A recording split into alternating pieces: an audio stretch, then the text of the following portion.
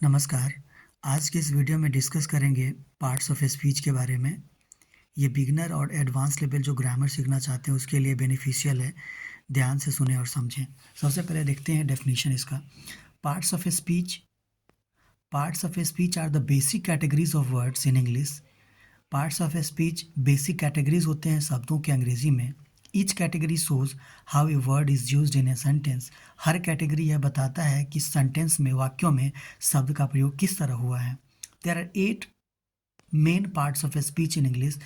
8 मुख्य parts of speech होते हैं अंग्रेजी में। पहला, नाउन। इसका डेफिनेशन देखें। A noun is the name of a person, place, thing और idea.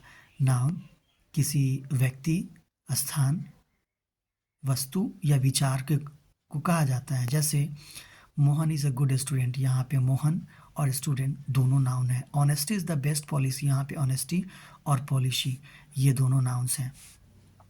Pronoun.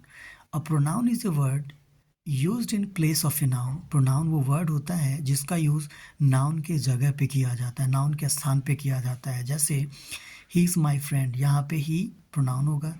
He goes to school daily, यहाँ पे प्रोनाउन होगा। इसको इस तरह से भी समझ सकते हैं, जैसे Mohan is a good student, Mohan goes to school daily. यहाँ पे मोहन फर्स्ट सेंटेंस में मोहन का यूज़ किया गया है, सेकेंड सेंटेंस में फिर मोहन का यूज़ किया गया है। इसको अगर सेंटेंस में लिखें, Mohan is a good student, he goes to school daily, तो पहले वाले सेंटेंस में मोहन था, उसके बाद जो मोहन का यूज़ किया गया था वो मोहन का यूज़ ना करके हमने यूज़ किया ही का।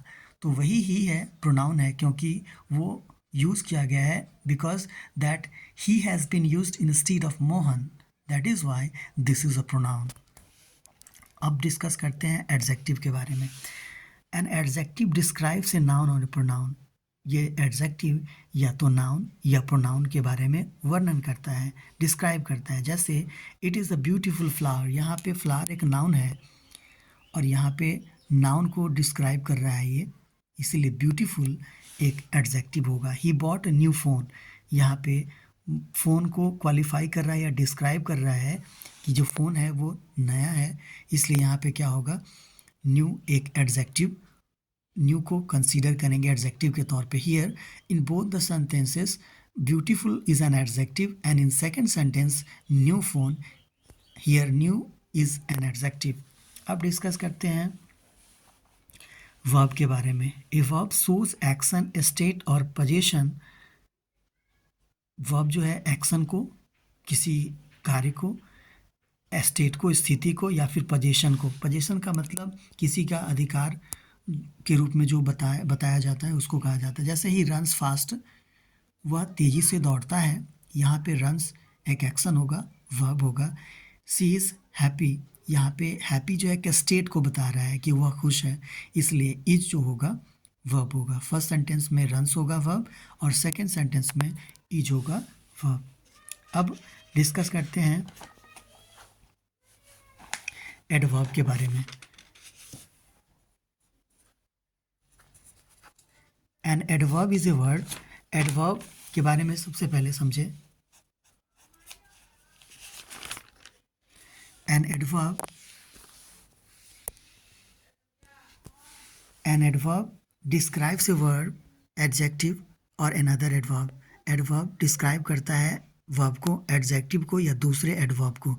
जैसे ही सी स्पीक्स क्लियरली, यहाँ पे क्लियरली एडवर्ब होगा। ही इज़ वेरी स्मार्ट, यहाँ पे जो वेरी होगा वो क्या होगा, एडवर्ब कहलाएगा। अब डिस्कस करें प्रीपोजिशन के बारे में। अ preposition shows the relationship between a noun, pronoun and another word. Preposition जो है रिलेशनशिप को बताता है, संबंध को बताता है, नाउन, प्रोनाउन या अदर वर्ड को के संबंध को। जैसे this book is on the table, यह किताब, यह पुस्तक टेबल पे है, यहाँ पे ऑन जो होगा वो कहलाएगा preposition. He sat under the tree, वह पेड़ के नीचे बैठ गया, यहाँ पे अंडर क्या होगा, तो प्रीपोजिशन होगा। अब समझे कंजंक्शन के बारे में।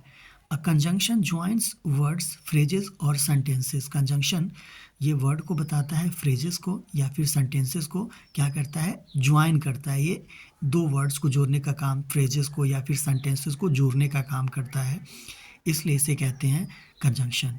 जैसे he was tired but happy, वह थका हुआ था लेकिन खुश था। यहाँ पे बट जो होगा कंजंक्शन होगा। Mohan and Sohan are good friends, Mohan और सोहन अच्छे मित्र हैं। यहाँ पे एंड जो होगा वो कंजंक्शन होगा। इंटरजेक्शन के बारे में अब बात करें।